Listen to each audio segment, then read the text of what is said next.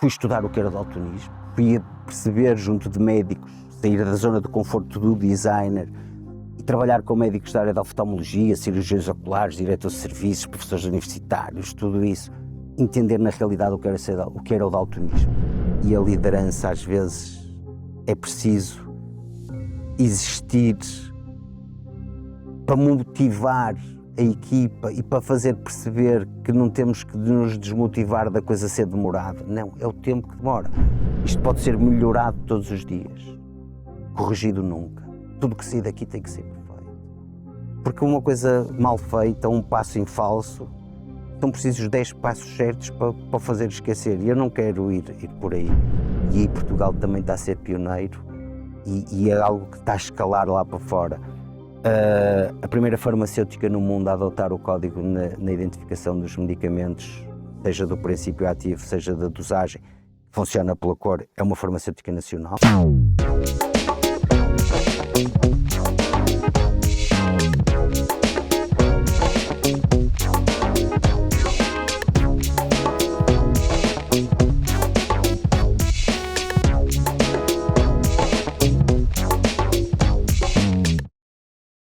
Olá e sejam bem-vindos a mais um episódio do podcast Tribo de Líderes e temos connosco mais um líder social.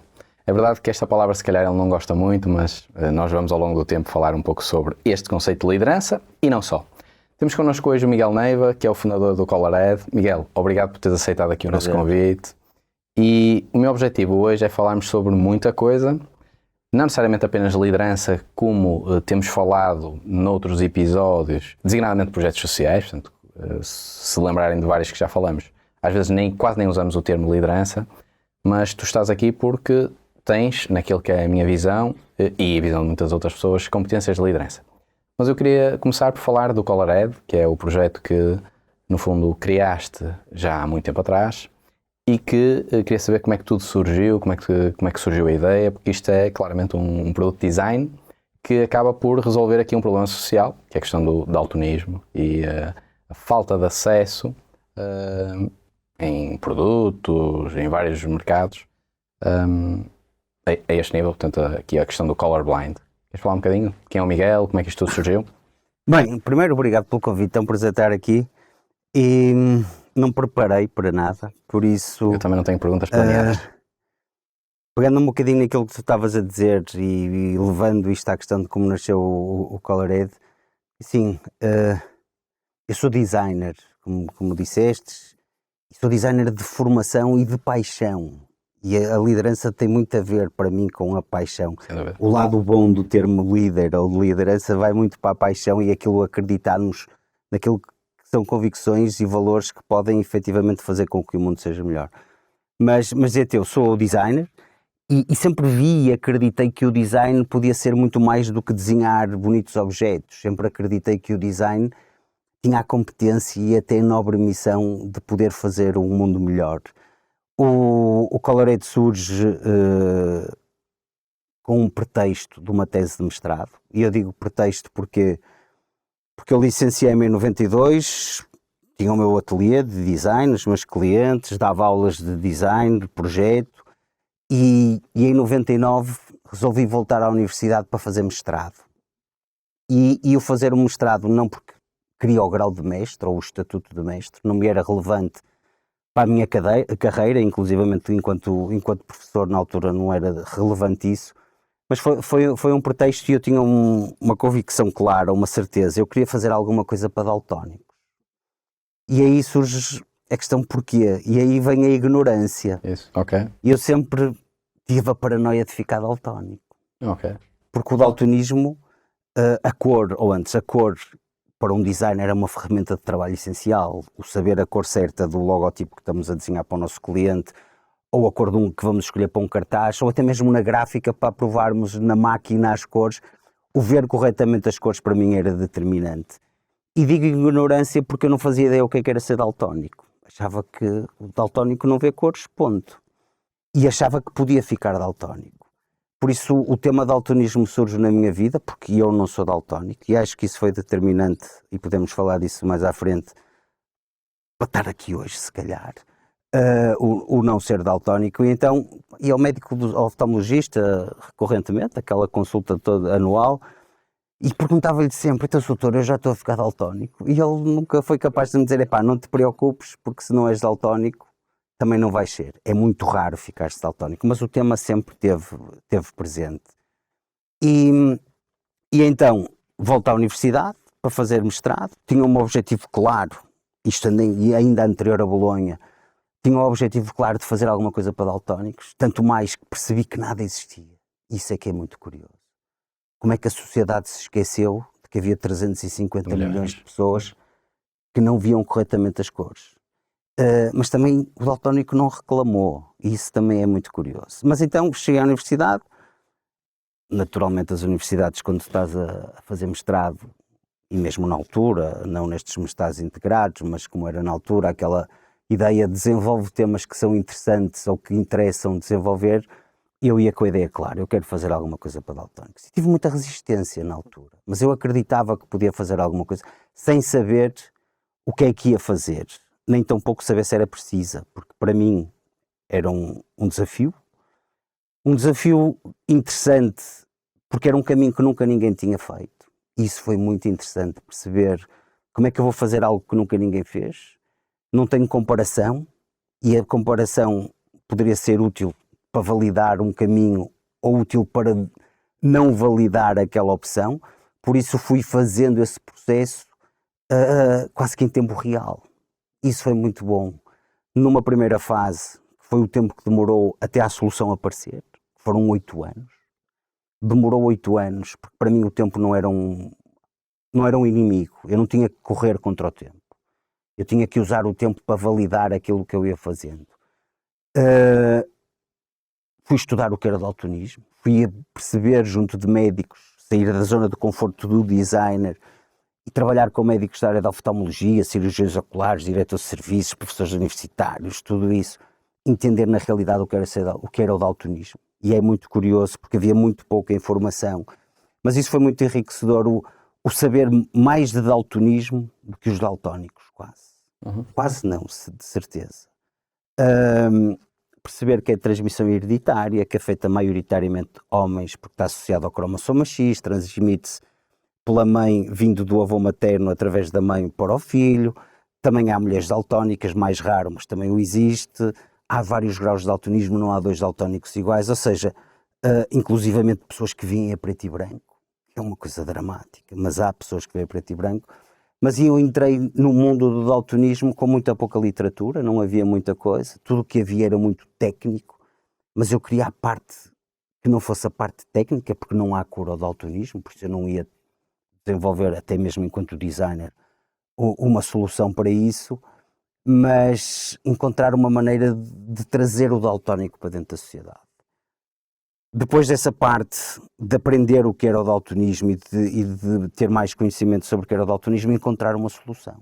Mas eu precisava de saber o que é que o daltónico queria.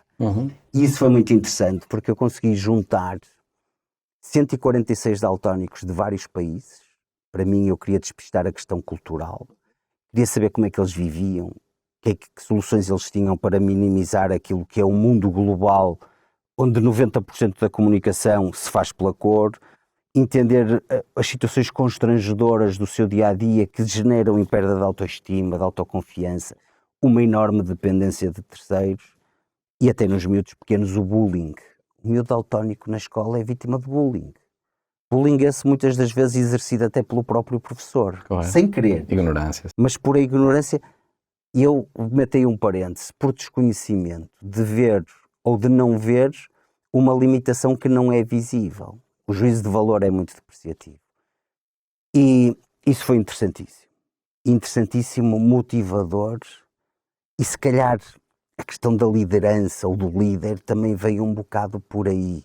Eu senti por parte de daltónicos de vários países, Portugal, Brasil, Argentina, Israel, África do Sul, Dinamarca, ou seja, malta que eu nunca vi, mas que se abriu completamente e partilhou comigo aquela que eram as suas angústias no mundo que comunica pela cor, em situações do cotidiano, como escolher a roupa para vestires, como a caneta para pintares, a linha de metro para apanhares,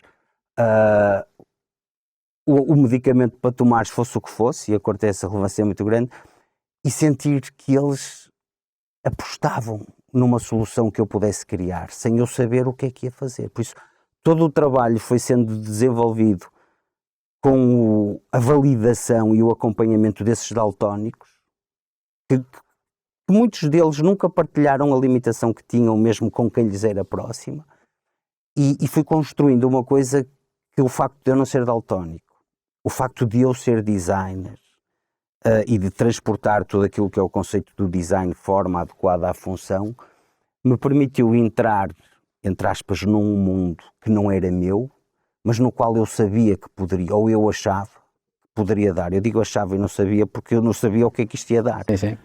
E com uma atitude racionalmente emocional, mas também emocionalmente racional na coisa. E isso foi muito interessante porque a solução foi surgindo, não para mim, porque eu não preciso dela, não sou daltónico, mas que eles me pudessem validar. E se eles fossem validando isso, eu tinha a certeza que a coisa iria funcionar. Por isso o código surge nisso. Foram 8 anos, como te disse. Como podiam ter sido 8 meses, foi o tempo necessário para eu ter a certeza, ou para eu me sentir confiante de que isto poderia ser útil para alguém. Defendi a tese, protegi a tese a meio de 2008, fiz a proteção da tese, do produto que eu fiz, e foi importante a proteção, como é óbvio, até mesmo para que isto garantisse uma continuidade, não no sentido da posse dos direitos, mas até no sentido da validação de uma solução que poderia ir para o mundo todo sem ser desvirtuada em algum momento. E defendi a tese. Em 2009 validei-a através de artigos científicos que escrevi, de publicações e papers que fiz. Isto não foi pensado. Isso foi um tipo que chegou junto de mim, foi um estrangeiro que veio assistir à defesa da minha tese e que me disse: pá, tu tens que escrever, validar isto cientificamente. Porque eu sabia que isto era único, era universal, era inclusivo, que não havia nada. Mas uma coisa era eu dizer que era, outra coisa era ser a comunidade científica e académica a validá-lo. Isso foi importante, porque todos os artigos que escrevi foram aceitos. Fui de 2 voltas ao mundo em congressos a apresentar isto em áreas e setores que era relevante para mim a validação, por isso já não era eu a dizer que isto era a solução. Eram os proceedings, eram as publicações científicas, inclusivamente uma revista brasileira chamada Galileu reconheceu o Color-Aid como uma das 40 invenções que ia mudar o mundo, ou seja, eu já tinha algo que não existia, já tinha a validação e a aceitação por parte de uma comunidade que poderia, com rigor, levar isto à comunidade ou à sociedade. E depois, em 2010, começam as implementações, comecei a trabalhar nas implementações. Naturalmente, há aqui 2 momentos. Há um momento solitário, por isso não há um líder no processo, de criar uma solução que o mundo não tinha, validar uma solução, uma inovação não tecnológica, que a sociedade se esqueceu. E aí voltamos ao início da conversa. Há pouco. E eu ia-te fazer essa questão. A sociedade esqueceu-se. Mas o daltónico também não reclamou. Era mesmo essa questão que eu tinha para te fazer. Que, mal disseste essa frase, isso gravou-se na minha cabeça, que é... Portanto, a sociedade esqueceu-se desta solução, mas os daltónicos também não pediram por esta solução. Quem é que achas que, não é aqui uma atribuição de culpa, mas quem é que havia de tomar iniciativa por ter um projeto deste tipo? A sociedade, os daltónicos, os designers? Quem é que... Eu não sei quem tinha. Eu tive a sorte de me tocar a mim isso. E digo isto porque a sociedade esqueceu-se. Vivemos num mundo que comunica pela cor. A sociedade esqueceu-se. Mas o daltónico também não reclamou. Mas não reclamou porquê? Por não querer assumir a sua condição. O juízo de valor é tão depreciativo, e eu quando comecei a pesquisar o que é isto de ser daltónico, o que é que eu encontrei? Daltónico é um árbitro que não marca um penalti, daltónico é um candidato que promete uma coisa e depois faz outra, ou seja, uma conotação muito depreciativa.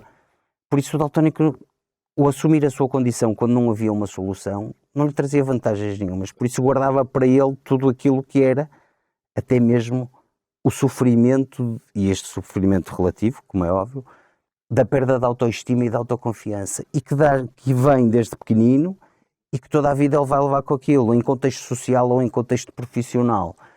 E depois, tendo a solução, independentemente de quem é que a devia trazer ou não, havendo uma solução, mais do que chegar a 350 milhões de pessoas, que são o que se estimam existirem de daltónicos no mundo, que eu não os consegui identificar, porque é uma limitação não visível e o daltónico não tem escrito na testa, eu sou daltónico. Mais do que chegar a 350 milhões de pessoas, eu queria chegar a 8 mil milhões de pessoas. Ou seja, não só se eu chegar a 8 mil milhões, estou a tocar nos 350 milhões. E não só estou a trazer os 350 milhões de daltónicos para dentro da sociedade, mas também estou a sensibilizar a sociedade para o facto de que existem pessoas daltónicas e que não é por essa razão ou por essa condição que têm que ser discriminados ou excluídos. E aí começa todo o segundo momento, foi como é que eu vou levar isto para o mundo. No fundo, portanto, não tinhas nada planeado, inclusive a única coisa que tinhas pensado era, eu tenho uma paixão por criar um projeto deste género e, portanto, vou tentar encontrar aqui uma solução, mas ainda não sabias muito bem o que era o daltonismo, portanto, ainda exato. E há aqui um drive que te motiva, mas... O drive claramente foi o transportar o conceito do design de forma adequada à função, naquilo que é uma competência que pode ser colocada ao serviço de uma sociedade, das pessoas, não só o estimular o consumo, mas promover o bem comum.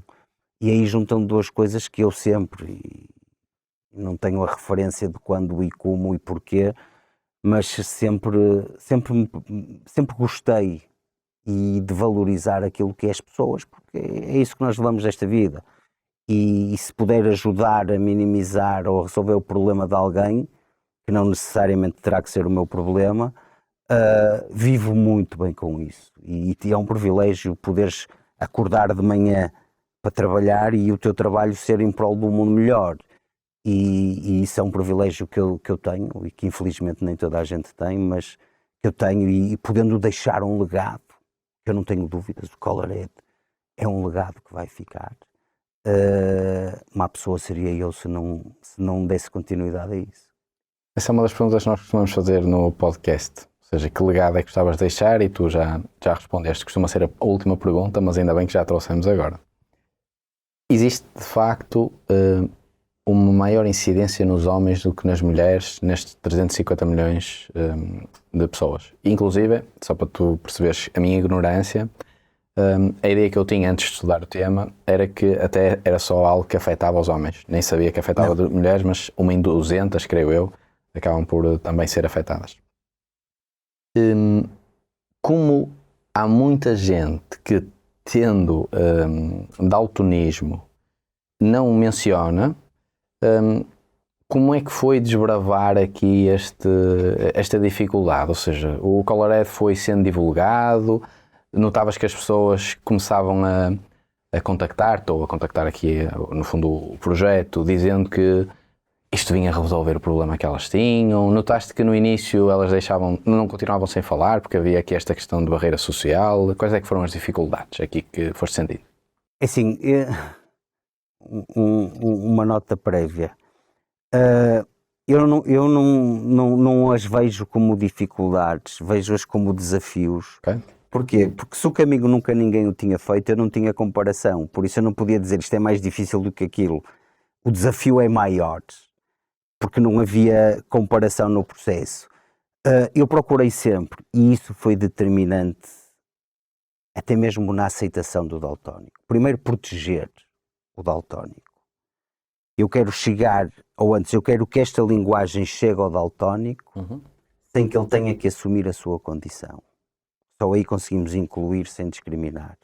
Por isso é que é muito mais fácil e mais lógico, no meu ponto de vista, tentar chegar a 8 mil milhões de pessoas do que procurar 350 milhões.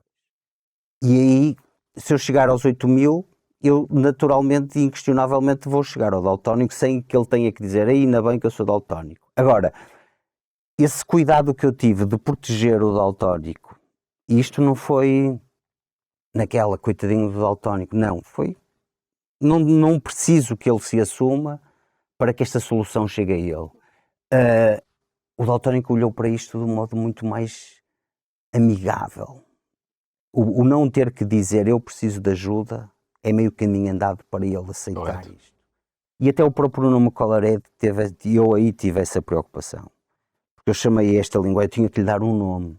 Eu não lhe ia dar o nome Miguel como o Braille tem o nome do Braille, não fazia sentido.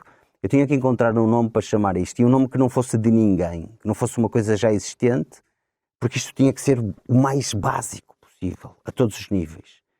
E puro naquilo que era a solução. Eu não ia buscar o conceito de adição de cores àquilo que foi o que o Mondrian desenvolveu, porque senão malta que não conhecesse Mondrian ou que não tivesse ligado à área das artes ou do design ou da arquitetura dizia isto não é para mim, tinha que ser simples. O design tinha que ser efetivamente para todos. Seja do ponto de vista gráfico, daquilo que é os símbolos, seja do ponto de vista do conceito que está subjacente a tudo isto, e eu na realidade apenas criei 5 símbolos. Tudo o resto é recuperar o conhecimento adquirido que todos nós trazemos da escola, processo de aprendizagem simples, mas até o próprio nome. A minha vontade era ajudar os daltónicos, é ajudar os daltónicos e será continuar a ajudar os daltónicos. Mas se eu quisesse marcar essa ideia do ajudar, eu tinha-lhe chamado Coloraid. Era ajudar a cor, se calhar era mais óbvio, mais intuitivo. Mas para o daltónico era muito mais penoso, aquela ideia de lá vem o tipo que vê as cores todas agora a ajudar-me a ver as cores. Ele partia logo inferiorizado no processo. E eu não queria isso, porque isso não trazia nada de positivo à coisa. E o ED surge precisamente para inverter esse processo. O ED que vem da adição, conceito de Color Addiction, o ED de mais, trazer uma positividade a isto. E o daltónico olhou para a mesma solução, mas quase como um jogo mental. Epá, eu aprendi isto quando andava na escola e eu agora estou a beneficiar, a tirar partido de uma coisa que não me servia, porque eu não via as cores corretamente, mas que me vai ajudar a ver as cores. E depois como é que eu vou chegar aos daltónicos? E aí, se calhar, vou assumir dizer isto, porque é o que eu acho. Se calhar a minha formação em design e não em gestão me fez entrar no mundo da gestão, porque isto tinha que ser sustentável. Liberto de alguns preconceitos ou estereótipos que havia na questão do processo de gestão, de modelos de negócio, isso tudo. E então tinha que chegar ao daltónico. Então tinha que criar uma maneira de ser sustentável. Isto tinha que ser sustentável. Eu tinha 2 hipóteses. Ou eu garanto sustentabilidade neste projeto para que eu possa viver dedicado a isto, e eu no arranque, e hoje já somos 9 pessoas, ou então eu vou ter que continuar a minha vida e vou-me dedicar a isto gratuitamente ao sábado de manhã em regime de voluntariado. Quem é que perde com isso? Não sou eu. Porque eu tenho o meu trabalho, é o daltónico, porque isto vai demorar 10 vezes mais tempo para chegar ao daltónico. Então eu criei um modelo de negócio, social, completamente. 2 organizações, primeiro uma e depois, 4 anos depois, completei com outra, que é uma empresa normal. Colored surge como uma empresa normal, porque era o estatuto, a figura jurídica que me permitia trabalhar parcerias. Se existisse o estatuto de empresa social ou não, isso para mim não era relevante, porque o ADN da organização, aquilo que é a maneira como olhamos para isto, é claramente social. Para poder trabalhar com parceiros, porque o código ganha vida no produto dos outros. O modelo de sustentabilidade ou o modelo de negócio, como queiram chamar, justo, ajustado à dimensão de cada um, com regras muito simples, não há exclusividade para ninguém, há um custo de licenciamento e com uma coisa muito engraçada. O lucro não é um objetivo, é uma consequência. No fundo, o lucro permite o reinvestimento aqui no projeto e na expansão do mesmo. Continuar tudo isto. É isso. Mas não é um objetivo, é uma consequência natural de um projeto desenvolvido por pessoas e para pessoas. E onde o negócio não é o fim, é o meio. Eu só fazendo o negócio, e dou-te este exemplo, isto é a maior multinacional de jogos do mundo, a Mattel, quem produz isto. Este jogo é o mais vendido jogo de cartas do mundo. Eu fiz um negócio com a Mattel. Eles compraram o direito de utilizar o código no seu jogo, ou seja, licenciaram essa utilização, o negócio, para juntos chegarmos ao daltónico. Ou seja, é possível ganhar dinheiro, porque este jogo, com o código aqui metido, aumentou as vendas em 66%. E esse trabalho que vem naquilo que é, desde a gênese, que é a cocriação, é envolver um setor social que acredita e se dedica ao bem comum, com um setor, seja ele privado, como é o caso da Matel, um segundo setor, ou até mesmo setores públicos, porque trabalhamos também com organismos e entidades públicas, de juntos levarmos ou criarmos um mundo melhor de alguém. Isso é muito engraçado. E desde aí o projeto vem-se desenvolvendo em desmultiplicação de parcerias, em vários setores da sociedade, porque a cor é transversal, e em várias geografias, porque também Também é universal. Sim. E os produtos em si, a partir do momento que têm cor, que todos eles acabam por ter, obviamente, são sempre universais. Algumas pessoas acreditam que a liderança é inata, mas a verdade é que todos nós temos a capacidade de desenvolver as nossas competências, mesmo que não tenhamos tido a sorte de nascer com elas no nosso código genético. Foi por isso que criamos um curso que tem o nome de Programa de Formação de Liderança e que conta com a acreditação do The Institute of Leadership, uma instituição de renome no Reino Unido, que conta com mais de 75 anos de história nesta área, que é a área da liderança.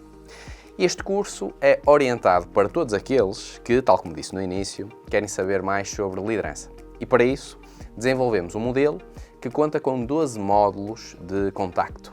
E esses 12 módulos podem ver abaixo aqui no conteúdo desta página e, como irão perceber, dá conta de todos os principais desafios e competências que, enquanto líderes, nós devemos ter para atingir aquilo que nós designamos de sucesso organizacional. Por isso, ao longo deste curso, vamos ter uma panóplia de informações e soluções que vocês irão receber. Isso consiste nas mais de 22 horas de conteúdo gravado que irão ter acesso, nas mais de 12 horas de conteúdo que irão ter a oportunidade de aceder em direto se optarem por trabalhar connosco em formato de turma e, se optarem por esta solução, irão ter acesso a inúmeros líderes que irão convosco partilhar as suas melhores práticas. Teremos a sorte de ter várias pessoas de renome, quer nacional, quer internacional, que irão partilhar a sua experiência e conhecimento. Adicionalmente, falamos de mais de 1500 slides de conteúdo, mais de 200 páginas de exercícios e ferramentas que poderão ver, rever e utilizar nas vossas empresas e organizações para que, juntamente com as vossas equipas, consigam construir uma liderança brutal. O meu nome é Sérgio Salino e a minha empresa Macro Consulting já ajudou dezenas de líderes e organizações a atingirem o sucesso e espero que possamos, juntamente contigo, atingir o mesmo. Um abraço e vemo-nos em breve. Aqui eu tinha uma questão relacionada com isto, portanto eu já conhecia o projeto, eu já o conheço quase desde o início, talvez há mais de 10 anos garantidamente, e mesmo hoje, com pessoas que eu falo, algumas ainda não conhecem o Colored. Portanto, isto obviamente ainda é um longo caminho a percorrer até chegarmos aos 8 mil milhões de pessoas, mas é importante só deixar aqui uma ressalva, que é este produto, com a adição do Colored, aumentou as vendas em 66% e não foi, de certeza absoluta, 66% de daltónicos. Portanto, foi 66% de pessoas que valorizam aqui um projeto que tem uma missão também social incorporada no produto. Portanto, sim. Ou seja, no fundo, o benefício das empresas e os líderes aplicarem o ESG e, portanto, tudo o que tem a ver com a vertente social acaba por ter impacto consequente nas vendas.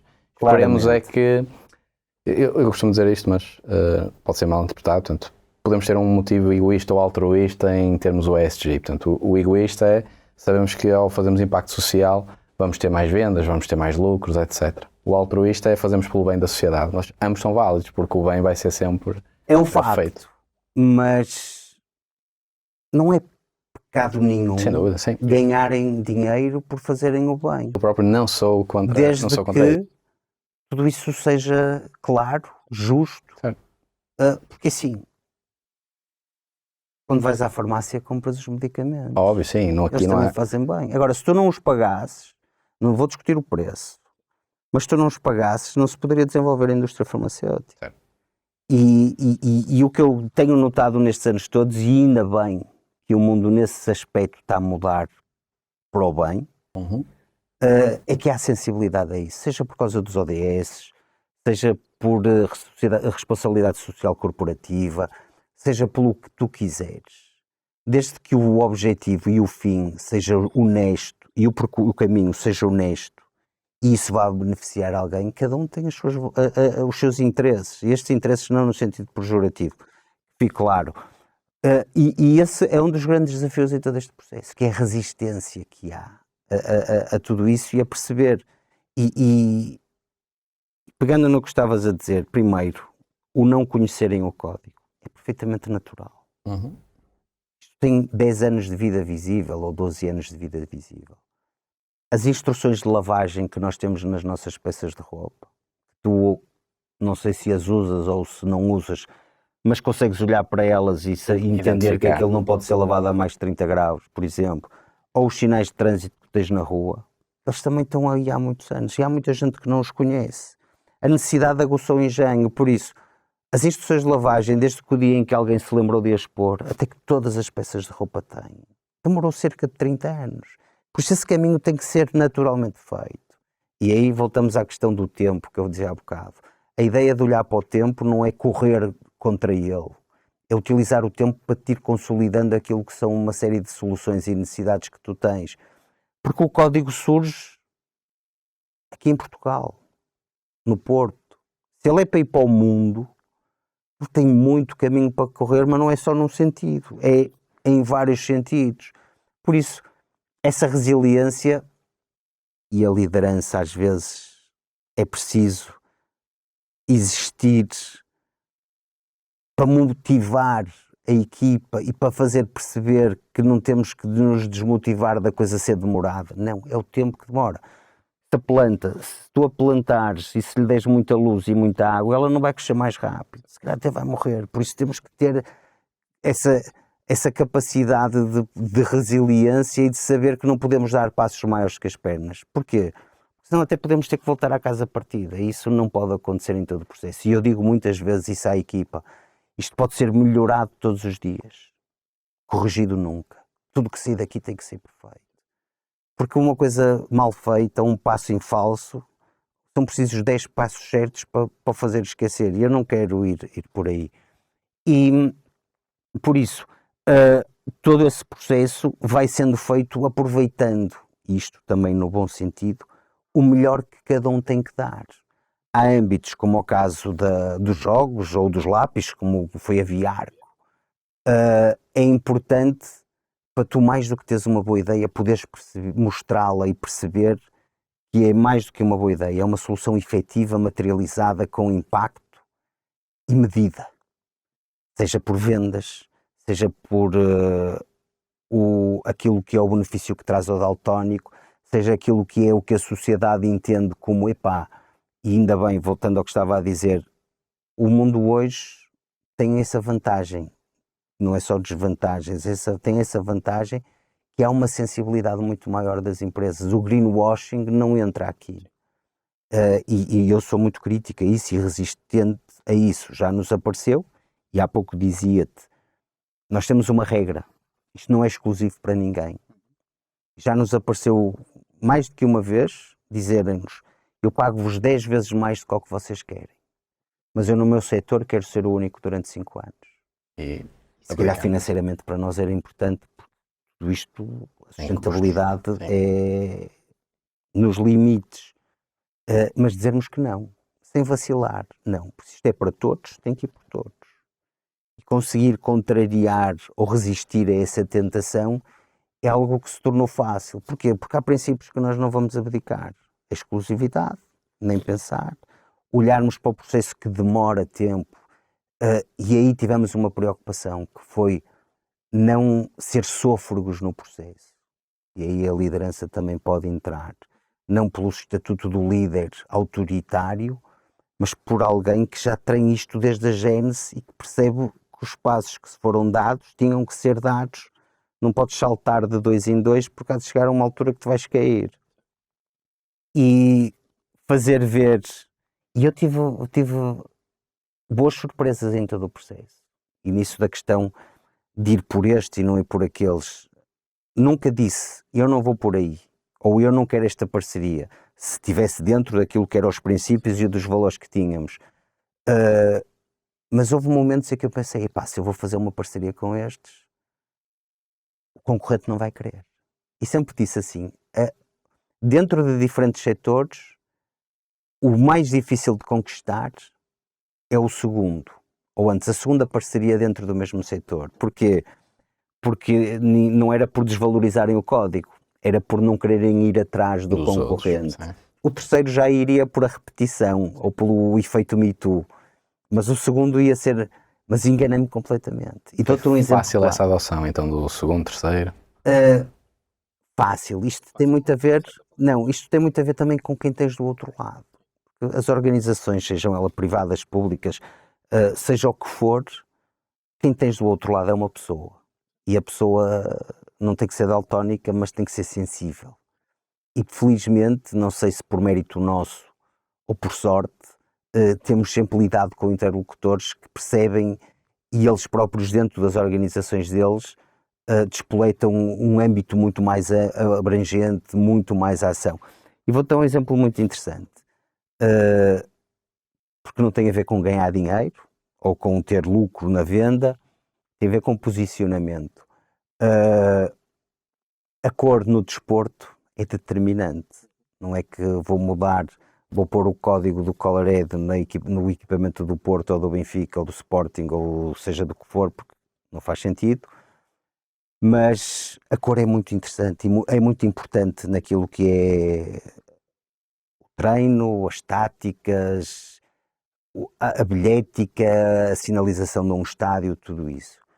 E são desportos, o futebol, por exemplo, é um desporto de massas. E por isso, levando isto para o futebol, eu estou a levar o código mais rapidamente às pessoas. E então, em 2016, salvo erro, fizemos uma parceria com a Liga de Clubes. Eu não queria ir por um clube, porque poderia correr o risco dos outros não quererem ir. Primeiro, segundo, sim.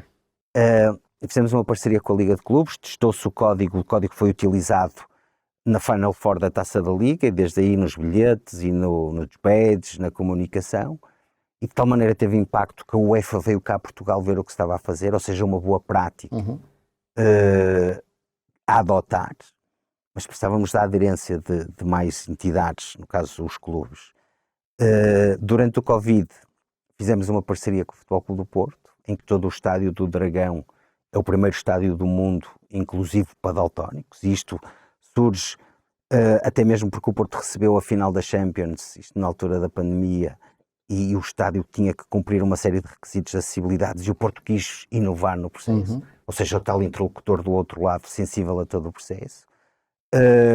Os jogadores do Porto hoje fazem os aquecimentos dos jogos e estão no banco com colete de cor e que o código está lá, uma maneira de chegar aos miúdos para ter o Pepe ou ter o Taremi, ou ter seja qual for, com uma camisa com colete laranja e com o símbolo laranja. Eles são ídolos de muitas crianças, por isso uma maneira de chegar às crianças. E eu pensei, nós isto agora no Porto dificilmente, ou com alguma resistência, vamos chegar aos outros. Não é que eles desvalorizem, é que a imagem que possa passar é de estamos a ir atrás do outro. Atrás do Futebol Porto. Mas enganei-me redondamente, e também há que assumir isso. O código hoje está integrado em toda a Academia de Formação do Benfica, sabendo eles que o Porto tinha, e o Porto sabendo eles que o Benfica também veio ter a seguir. Ou seja, quando é para promover e para trabalhar o bem comum, a competição, a rivalidade, a concorrência fica de parte. Isso é espetacular em todo o processo. E hoje, ao nível do desporto, já está no Betis de Sevilha, já estamos a preparar isto para uma equipa, para o Olympiacos da Grécia, ou seja, vamos desmultiplicando. E aí, estrategicamente, tivemos uma opção que foi vamos escalar isto, sem fechar a porta a setores onde nunca estivemos, mas vamos privilegiar, não é dar prioridade, é privilegiar aqueles que já temos casos de estudo analisados e validados. Porquê? Porque é muito mais fácil exportar uma solução já testada do que estares remotamente a trabalhar todo o processo. E isso vai-se fazendo. Por curiosidade, portanto, quais é que são os setores onde vocês ainda não estão presentes, porque se calhar ainda não têm aqui uma solução de adoção por parte de ninguém, porque os que já estão já são bastante não te poucos. consigo dizer essa pergunta resposta. É difícil, de facto. Porque eu não sei está em tanto sítio que... É assim, e o código hoje existe em cemitérios. É essa desconhecia. Por isso eu nunca, e não é uma coisa que não lembro ao diabo, nunca me passou pela cabeça ver isto no cemitério, mas o facto é que isto já é usado em cemitérios, porque um cemitério de grande dimensão é utiliza a cor, onde é a capela, onde é a casa mortuária, onde é o crematório, onde é que é isto, aquilo. Por isso, eu, na minha ignorância e na minha dimensão, eu não te consigo identificar onde eles não estão. Agora, consigo-te identificar aquilo que é para o daltónico numa análise ponderada de visibilidade e necessidade. Quais são os setores mais críticos? Comunicação hospitalar, que vai desde a orientação dos hospitais aos fármacos hospitalares, às pulseirinhas de triagem de Manchester, onde o código, inclusivamente cá em Portugal, já está publicado em Diário da República como uma boa prática e já estamos a trabalhar com mais de 50% dos hospitais públicos nacionais. Os medicamentos, e aí também é interessante, e a boa prática vai-se transformando em política pública ou vai-se validando pelas entidades reguladoras. E aí Portugal também está a ser pioneiro e é algo que está a escalar lá para fora. A primeira farmacêutica no mundo a adotar o código na identificação dos medicamentos, seja do princípio ativo, seja da dosagem, funciona pela cor, é uma farmacêutica nacional. A integração do código no packaging teve que ser validado pelo Infarmed, que é o regulador cá, que reconheceu a boa prática, e já está. Outro setor crítico, os transportes.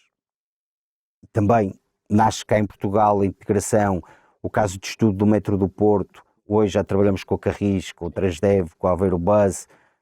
Estamos a preparar e a trabalhar com o metro de Barcelona. Já tivemos nos congressos internacionais desse setor da União Internacional dos Transportes Públicos para validar a boa prática, e o código já foi reconhecido como uma prática de excelência. Ou seja, vai-se fazendo o caminho e naturalmente, como o que tu tens para trás pode ser, como eu dizia, melhorado todos os dias, não corrigido, ele vai sendo adotado. Agora, esse caminho, tu não mudas uma política pública de um dia para o outro, tu não crias não pões uma entidade reguladora a dizer sim porque sim, é preciso levar todo o material. Outro âmbito muito engraçado e pertinente, a segurança balnear, as bandeiras das praias. Os daltónicos dificilmente, dependendo do grau de daltonismo, identificam a bandeira verde e vermelha, confundem as duas. Portugal introduziu isso num regime de exceção, porque a legislação não o permite de outro modo, nas praias marítimas e agora nas praias fluviais também, de tal maneira, e teve esse impacto, já está adotado em todas as praias bandeira azul de Espanha, na Grécia, na Costa Rica, e em Portugal está-se a alterar a legislação por isso. Por isso, são âmbitos, e o trabalho que se vão fazendo, independentemente da questão do daltonismo, a prova é que nós podemos ser parte da solução. Outro setor crítico, a roupa, como é óbvio. Mais de 90% dos daltónicos precisam de ajuda para comprar roupa. O material de pintar. Por isso, os centros comerciais, isso é interessante, seja ao nível do estacionamento, da recolha seletiva de resíduos, da própria comunicação espacial. Não é que um centro comercial vá vender mais por ter aquilo, mas ao nível da sua política de responsabilidade social, a adoção disto teve um impacto brutal e já tem vários centros comerciais por esse mundo fora, e tudo aquilo que nós vamos fazendo juntamente, ou mais focado, não só focado nisso, mas mais focado nisso, vamos aproveitando aquilo que é a experiência e o know-how que vamos adquirindo em determinados âmbitos. Por isso não te consigo dizer quais é que não estão, mas dizer-te quais estão, e já são muitos, felizmente, vamos exportando ou escalando esses âmbitos. Tu há pouco referiste uma coisa que eu já tinha tido a oportunidade de ver, que era o facto de vocês, enquanto projeto, serem tanto uma empresa como um projeto associativo, portanto, a vertente aqui social. O modelo de receita do projeto em si, que garante a sustentabilidade. Portanto, vocês já são 9 pessoas e o facto de terem muito investimento, quer no ponto de vista de desenvolvimento, quer do ponto de vista de marketing, comunicação, etc., como é que tem sido conseguido? Portanto, projetos, imagino, por exemplo, tudo tem a ver com o setor público, vocês dão de forma gratuita a concessão ou há um custo? E já agora, as empresas como é que podem passar a ter o Colored no seu produto? Qual é o processo? Já agora, para quem está lá em casa, depois também saber mais sobre isso. Gosto dessa pergunta.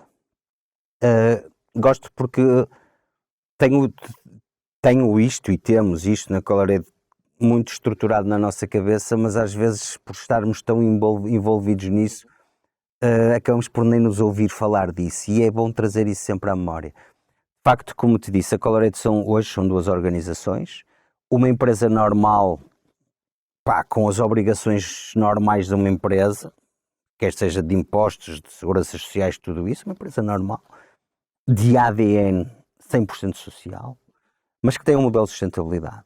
Esta empresa foi criada em 2010. O nosso modelo é muito simples. Regra única, não há exclusividade para ninguém e funcionamos através do licenciamento de utilização do código. Para todos os setores, exceto para um. Não tem a ver com público e privado. Tem a ver com setores. Todos os setores passam por esta empresa, todos menos um, que é educação. E já vou falar de educação. E como é que isto funciona? Funciona através do licenciamento do código, e esse licenciamento é o pagamento de um FII, uma licença, não ajustado ao número de produtos, porque o âmbito é geral. Tu queres usar o código, pagas-me um FII e podes usar em tudo onde quiseres, desde que faça sentido. E esse FII contempla o direito de licenciamento, de utilização do código, ou seja, o licenciamento do código, apoio de consultoria na implementação, todo o material e ferramentas técnicas que tu precisas para usar corretamente o código. Ou seja, eu facilito todo o trabalho porque o que eu quero é que tu utilizes o código. E não é para um produto, é para os que tu quiseres, porque senão tu vais ser tentado a criar produtos para daltónicos. E o objetivo é ter isto em todos para chegar aos 8 mil milhões. E o valor do FII é ajustado à dimensão de cada um. São valores baixos, mas em 10 escalões ajustados ao turnover das empresas. Eu não te vou perguntar quanto é que tu ganhas ou quanto é que tu faturas, mas são 10 escalões. Uma empresa que fatura até meio milhão de euros, de meio milhão a 2 milhões, por aí. E os valores são muito baixos. Porquê? Porque o mercado é o mundo. E esse valor ser ajustado à dimensão de cada um permite que o custo não seja um impedimento. Porquê? Porque é perfeitamente legítimo que uma pequena indústria têxtil aqui no Val do Ave paga uma licença aqui, assim, e a Inditex paga uma licença assim. Ou uma empresa de software aqui paga um valor baixo e a Microsoft paga um valor alto. Se isto for indexado à dimensão de cada um, não é caro para ninguém. Depois, se forem entidades públicas, ou por exemplo autarquias, e trabalhamos com muitas autarquias, o valor não é indexado ao turnovers, é indexado à população. É perfeitamente legítimo. Por exemplo, Vila do Conde paga um valor assim, e o Porto paga assim, e uma aldeia pequenininha paga mais baixo. E aí isto é acessível e justo para todos e não há dúvidas. É fácil de otimizar.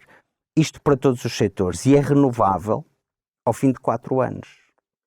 Ao fim de 4 anos, quer continuar, continua, não quer continuar, não continua. Nunca nos aconteceu. Aconteceu comigo com um parceiro que teve uma insolvência, mas que não teve a ver com isto, teve a ver com a crise. Por isso vamos fazendo isto. E depois a dimensão de cada um é fácil de ajustar porque são eles próprios quase que se posicionam em todo o processo. Quer cá dentro, quer lá fora, e já trabalhamos com vários países. Para todos os setores, menos para a educação. Para a educação, eu queria dar o código. Mas mais do que dar o código, eu queria levar a causa às escolas. Okay. Porque te disse há bocado, um miúdo daltónico é vítima de bullying e o código nasce para as gerações futuras, porque demora tempo a entrar no dia-a-dia, no vocabulário visual de cada um. Consolidar este código através da educação ou das escolas é o garante da continuidade desse legado. Uhum. Mas também eu tinha que ter o código no dia-a-dia. Mas se eu levar às escolas, eu estou a imortalizar o código, porque o código vai ser levado pelas crianças de hoje que vão fazer o futuro da amanhã. Correto. Mas queria que fosse grátis. Queria dá-lo. Porque a educação é um pilar de desenvolvimento e não é só para quem tem dinheiro. Por isso, se eu quero ir a uma escola, ensinar o código, ou levar o código, se eu quero levar a causa, eu não vou ir para uma escola em nome de uma empresa. Iam-me sendo criadas resistências, não pelo meu produto, mas por o precedente que poderiam estar a abrir. Então o que fiz? Criei uma associação sem fins lucrativos, em que a empresa Colored tem o direito de comercialização do código para todos os setores, menos para a educação, e a associação sem fins lucrativos atua só na área da educação. Não há conflitos de interesse, não há nada, e são dois processos, dois caminhos paralelos que vão convergir alguns no infinito. E é um ganhar para todos. Porquê? Porque o código sendo ensinado nas escolas, como já o é, já sai nos exames nacionais, já é utilizado nos manuais escolares onde é ensinado, ou é utilizado para ensinar outras matérias, aqui no Brasil, em Espanha. Por isso, os miúdos estão a aprender e veem o código e depois já o viram na rua, ou os pais veem na rua e depois estão a estudar com os miúdos e veem. Isso faz com que a causa também seja um assunto do dia-a-dia, para não dizer vulgarizada. Porque é importante trazer o tema à ordem do dia, porque aí, se a sociedade falar do tema, mais facilmente o daltónico vai se assumir. E se eu assumir, se o quiser fazer, tem sempre alguém a quem partilhar uma angústia e esse alguém já o entende. 17% dos daltónicos descobriu que era daltónico depois dos 20 anos de idade. Também já vi no vosso site. Teve 20 anos sem saber porque é que era chamado de burro pelo professor, porque é que era gozado pelos colegas. E o que é que nós fazemos com a Colored Social? Nas escolas, mais do que ensinar e participar numa série de atividades com o Colored, com os alunos e com os professores, onde pomos os alunos a experienciarem com os óculos que eu criei, que simulam a visão do daltónico, a ver o que era daltónico, o que é ser daltónico. Estamos a ajudá-los a tornarem-se sensíveis à diferença, a aceitar a diferença, já não a discriminar o colega porque é daltónico, mas a entender que o colega tem uma maneira diferente de ver o mundo. Fazemos o rastreio precoce do daltonismo, detectar precocemente o daltonismo nas crianças, uma ação também pioneira a esta escala e a esta dimensão a nível mundial, que já também internacionalizamos, para quanto mais cedo possível detectar o daltonismo, para diagnosticar o daltonismo, não é para discriminar o miúdo, é para que ele consiga aprender a viver com a limitação que se calhar não sabia. Os pais e os professores e os encarregados de educação e os colegas se tornem sensíveis a isso.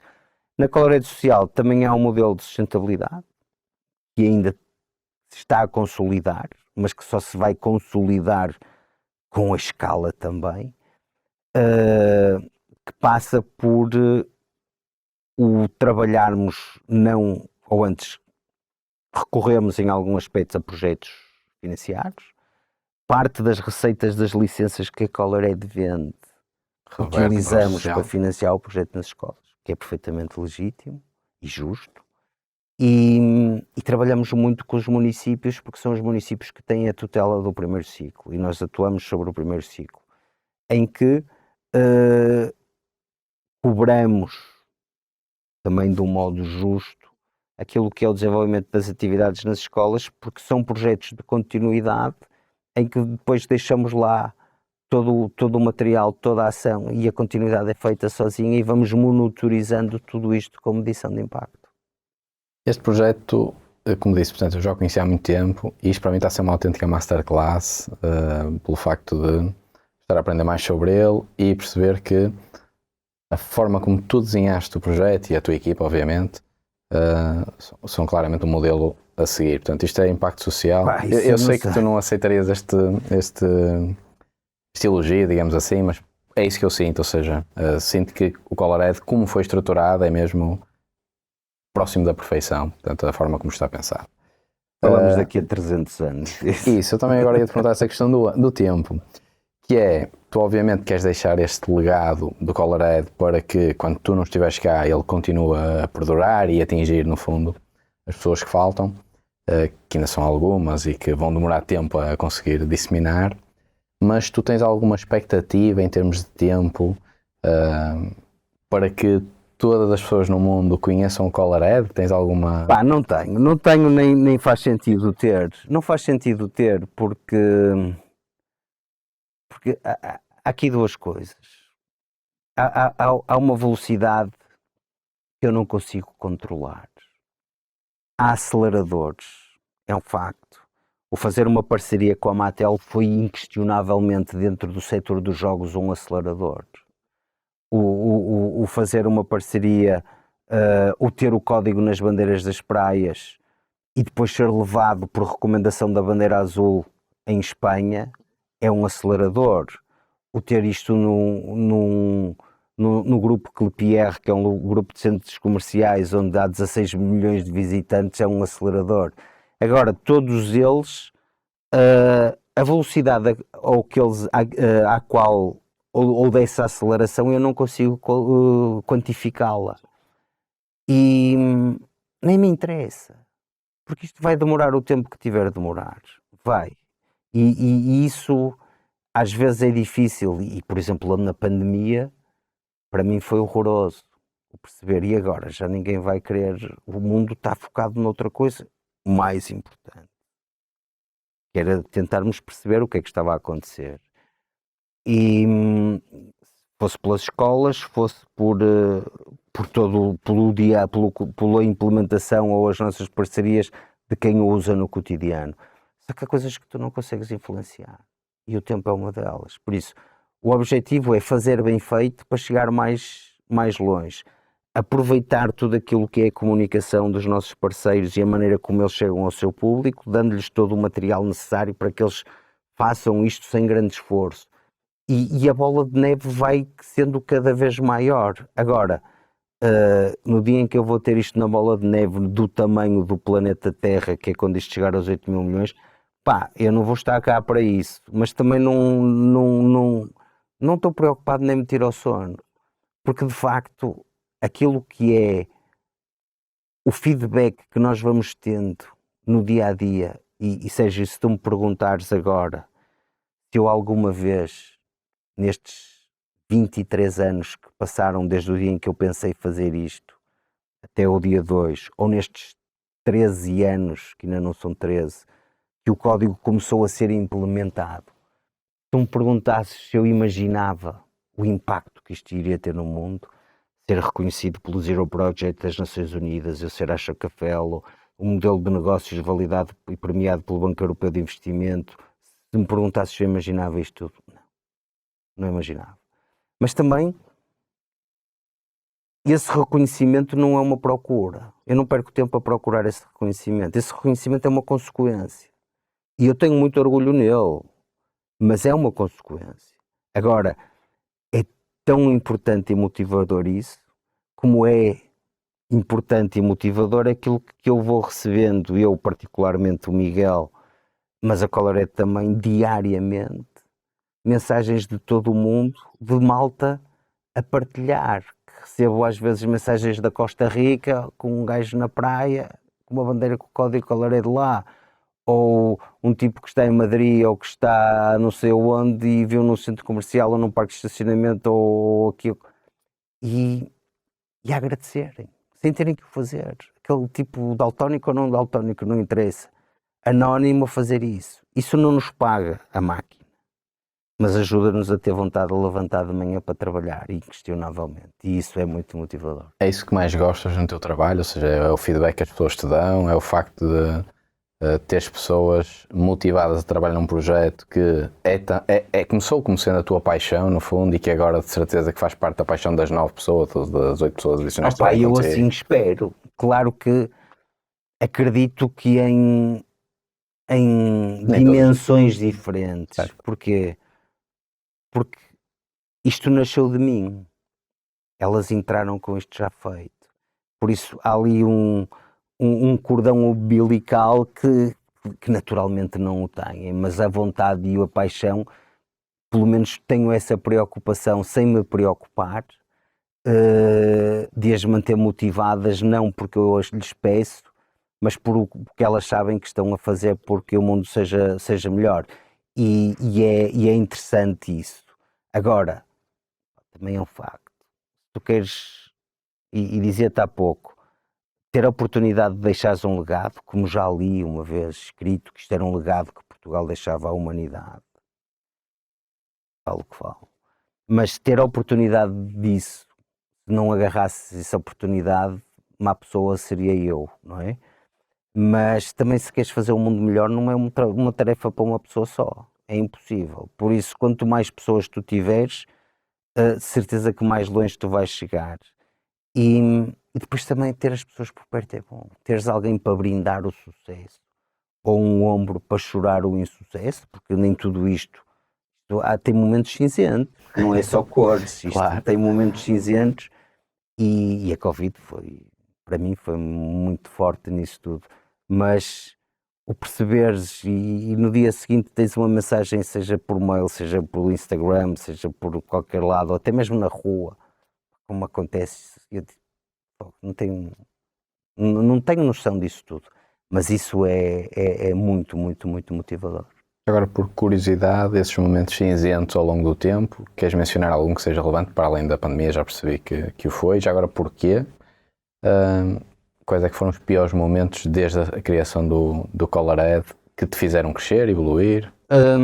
É assim, a pandemia foi como foi para toda a gente. Mesmo quem possa dizer o contrário é porque não viveu muita coisa. Agora, não vamos dramatizar isso. Mas foi porquê? Porque tinha uma equipe, tinha um projeto que dependia de do mundo inteiro na cocriação. Eu não consigo chegar. O meu produto ganha vida no produto dos outros, por isso eu dependo. Isto é muito giro. O meu cliente é o meu fornecedor, porque seja nestes dois exemplos, a VR, que seja a Mattel, são os meus clientes, que foi quem nos compraram a licença, e são os nossos fornecedores, que são quem produz produtos com o código, e os dois são o mesmo. Mas para perceber que, por todas as razões e mais algumas, o foco estava virado para uma coisa que aconteceu no mundo e que o mundo não sabia o que ia ser o dia seguinte. E nesse aspecto a pandemia foi difícil de perceber ou de me preparar para o que vinha, seja por aquilo que é as parcerias que temos, seja pelo projeto das escolas, porque as escolas estão fechadas, e ter uma equipa parada sem saber como é que as escolas vão abrir e como é que isso vai acontecer. Pronto, depois, momentos mais cinzentos, aquelas expectativas que tu tens, e eu fui aprendendo, e há bocado quando falava do tempo, eu fui aprendendo a gerir as minhas expectativas face ao tempo, porque coisas que eu tenho de presentes, que não posso dizer, porque isto vai só aparecer daqui a 6 meses ou daqui a 1 ano, e tenho que guardar para mim, cheio de vontade de pôr, porque percebia que aquilo ia desbloquear uma outra série de coisas. Por isso, há momentos assim, a própria questão da sustentabilidade, o ter tudo em ordem, o ter todo esse trabalho, de saber que não posso falhar ordenadas, que não posso falhar compromissos, os impostos, seguranças sociais e isso tudo, o ter que fazer tudo isso, e perceberes houve momentos do género, nunca houve momentos de desistir, mas houve momentos em que tivemos que pensar, vamos neste aspecto fazer isto um bocadinho mais lento, porque o caminho daqui vai demorar mais tempo a dar resultados. Gerir todo esse processo. Quando andas no desconhecido, tens o lado bom, que é desbravar um terreno que tu estás a descobrir, mas também não sabes o que é que te vai aparecer desse lado. Por isso todos os passos têm que ser muito controlados. E depois, esse que não posso, como é que eu vou dizer, queixar-me, mas a minha vida, trabalhando com o mundo, ando sempre de um lado para o outro, e a minha família perde muito com isso, e eu também, porque tenho a minha família, gosto muito da minha família, e às vezes estou sempre em viagens, e vi as minhas filhas crescer assim aos pouquinhos, mas um cinzento que também não é um cinzento. Muito bem. Uma última pergunta, aliás, duas últimas perguntas, mas tem a ver com qual é o próximo passo do Colored. Portanto, aquilo que vamos ouvindo diariamente é a questão da tecnologia, portanto, a inteligência artificial, que agora vem aí e revoluciona o mundo e tudo mais. Tu vês a tecnologia a ser um aliado na divulgação da marca ou vês a tecnologia a ser, no limite, um concorrente? Eu estou a pensar na minha cabeça em algo, provavelmente utópico, ou talvez não sei, tem a ver com, por exemplo, alguém tirar numa aplicação uma foto à tua camisola ou à minha camisa, etc. e detectar a cor e substituir o código para daltónicos. Achas isso possível? Achas que isso vai ser... Isso é possível, nós temos isso. Ok. Nós temos uma aplicação. A Colored ou no geral? No A mundo? Colored tem uma aplicação que ganhou o prémio da melhor aplicação do mundo na área da inclusão, atribuída pelas Nações Unidas, no World Summit Awards, que foi desenvolvida em 2015 e depois em 2021 fizemos uma atualização dela porque ela saiu do sistema, desatualizou-se no sistema operativo para Android e para iOS e nós fizemos uma versão nova, muito mais atualizada.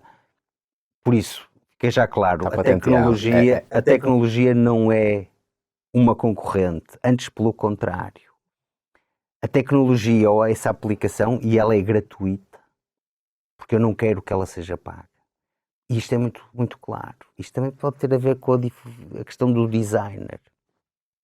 Nós criamos uma aplicação, essa aplicação, e ela é grátis. Porque se ela for paga, ela não vai chegar aos 350 milhões de daltónicos. Infelizmente, ou felizmente, infelizmente por não terem poder de compra, felizmente para não dependerem tanto da tecnologia. Não há 350 milhões de daltónicos com poder de compra de ter um smartphone e uma aplicação.